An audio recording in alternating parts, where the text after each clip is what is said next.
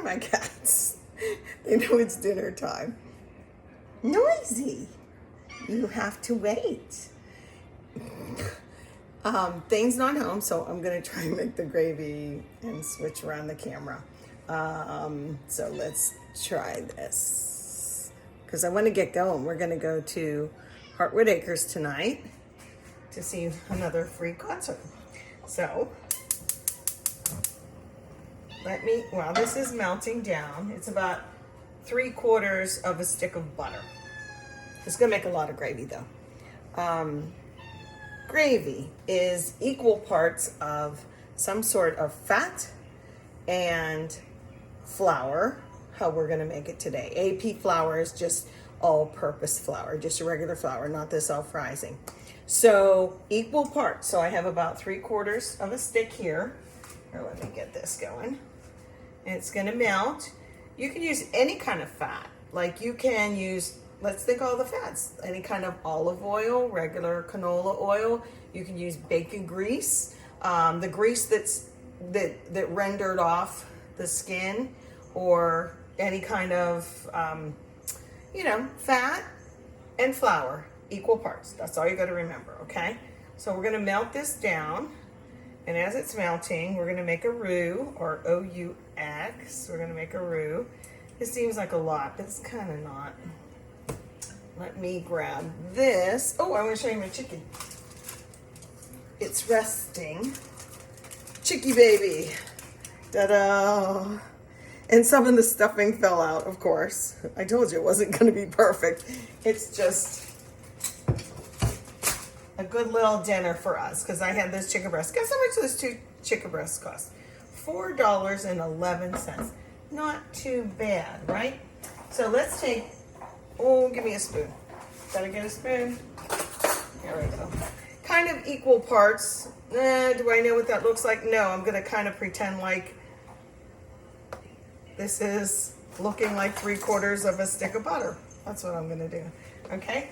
And then, do you like how I keep a little bit of flour up in the cupboard so it's handy instead of getting out my big tub of like 10 pounds of flour, okay? So I keep this handy and then I just refill it as needed. So what we're gonna do, take some sort of a whisk. I like this one, look, it's flat. I got it at IKEA for like a couple bucks years ago. In fact, it's broken, but I still use it. So what we're gonna do is we're just gonna mix this. I might have to add a little bit more flour. Like I said, yeah, I used a lot of butter for here. Okay. Dane actually is home, but I want to get this going. He's in the shower. He just went running up in Shaler. And I'm going to put a little bit more flour in. This is not the pan that I made the chicken in, but if it was, it would have all those nice little bits on the bottom that we call fond, F-O-N-D.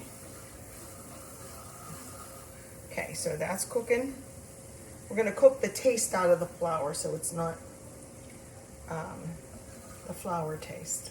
What else can we call it? I don't know what else to call it. You know what I mean. Okay, and then what we'll do is we'll return the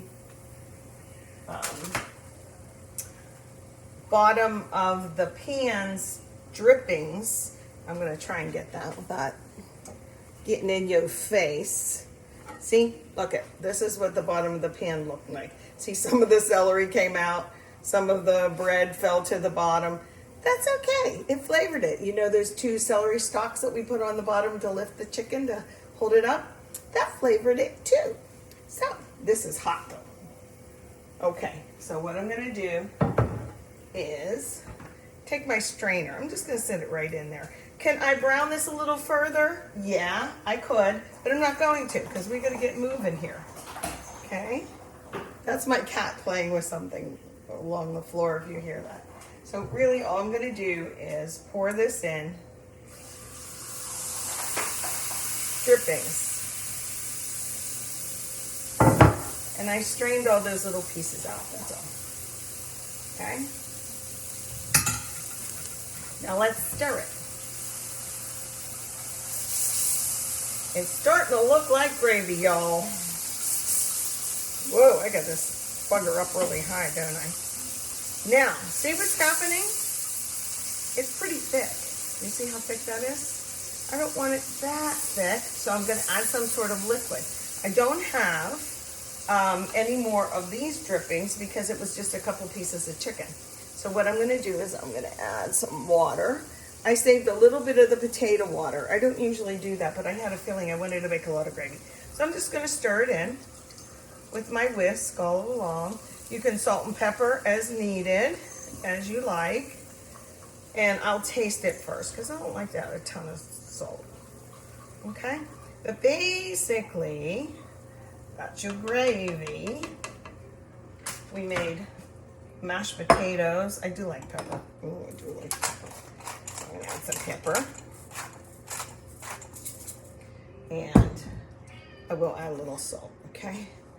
Did you ever notice how real chefs go like this and add the salt way up high? There's a reason they do that, because if you plop it all in one, you're not insured, and that it's gonna be all throughout. But if you do this, you really can distribute it a little bit better and see. So I just like a little bit, like I said. And gravy's looking pretty good. I might add a little bit more, but to shorten this video, a little bit more water, I mean.